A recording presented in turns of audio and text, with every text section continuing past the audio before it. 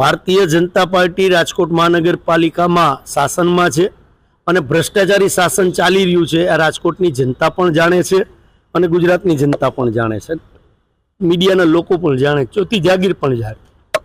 જ્યારે તમારે લોકોના હમદર્દ બનવાનું હોય એ હમદર્દ બનવાનું ભૂલી, માનવતા ભૂલી અને ભ્રષ્ટાચાર કઈ રીતે થાય એ કામ ભારતીય જનતા પાર્ટીના કહેવાથી રાજકોટ મહાનગરપાલિકાના કર્મચારીઓએ કરેલું છે. કારણ કે પાણીના બિલની વાત જ નથી આવતી.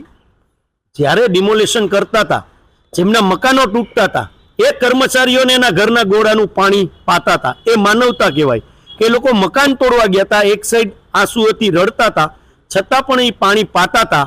તો પાણીના બિલનો કોઈ પ્રશ્ન નથી, પણ મોટો ભ્રષ્ટાચાર કઈ રીતે કરવો એ ભ્રષ્ટાચારના માધ્યમ રૂપ આજે પાણીનું બિલ મૂકેલું છે, સ્પષ્ટ જણાઈ આવે છે. કારણ કે આ બિલ મૂકતા પહેલા કમિશનર શ્રી પાસે બિલ જતું હોય અને કમિશનર એ બિલને આગળ, એટલે કે જે આખું સાયકલ છે એમાં સ્ટેન્ડિંગ કમિટીના ચેરમેન સ્ટેન્ડિંગની મિટિંગમાં મૂકતા હોય તો કમિશનરનું ધ્યાન નહીં ગયું હોય કે આટલું પાણી પીવાનું, લીંબુ શરબતો પીવાના, એ તો આપણે જે ગણતા નથી કેટલા લીટર થશે. તો આ લોકોની ઓજરી કઈ રીતે આપણે ગણવી કે કેટલા લીટર પાણી અને લીંબુ અને ચા પી શકતા હશે. કદાચ આનો રેકોર્ડ બનાવીએ આપણે તો ગિનિસ બુકમાં પણ નામ આવે કે મારા રાજકોટના કર્મચારીઓ જાજુ પાણી પી શકે છે, જાજુ લીંબુ પાણી પી શકે છે અને જાજુ એવું ચા પી શકે છે.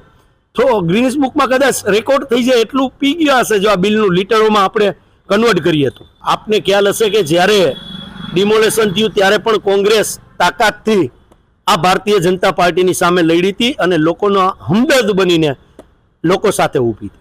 અત્યારે પણ અમારી આજ સ્પષ્ટ માંગ છે.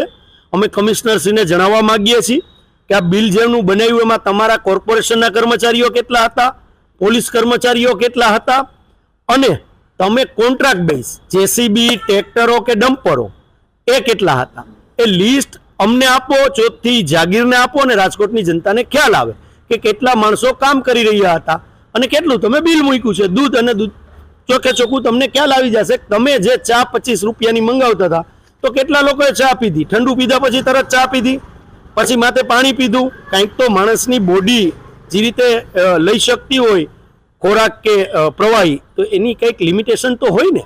તો એ બધું અમે માગવાના છીએ અને રાજકોટની જનતાનો ટેક્સ અને પરસેવાનો પૈસો અમે ભ્રષ્ટાચારી શાસનની અંદર ખોટો ન વેડફાય એના માટે પૂરેપૂરી તકેદારી રાખવાની.